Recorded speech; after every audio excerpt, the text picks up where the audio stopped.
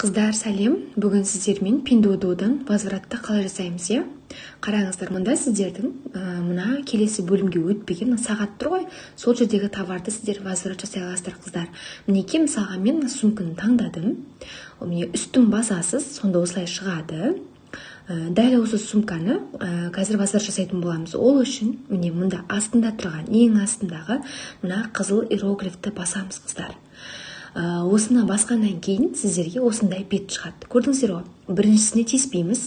Екіншісінде қараңыз, екіншісінде мына стрелканы бассаңыз, осындай причинасын жазыңыз деген шығады.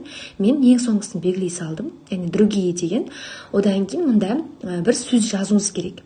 Яғни мұнда аудара салдым. Қыздар, негізінде Қытай тілінде мои заказ болмайды, мой заказ деп түсінікті қылып жазу керек, хорошо. Осыны міне осында вставить етіп қоямыз. И мына астындағы қызыл иероглифті, қыздар, басамыз. Причинасын жаздық. Осыны қайтарамын деп басамыз, қыздар. Мінекей, көрдіңіздер, 39-9 юаньді возврат жасадық. Менің Alipay'ыма сразу түсті, қыздар. Pinduoduo'да бір жақсы жері ақшаңыз бірден түседі. Көрдіңіздер ғой? Дәл осылай жасайсыздар.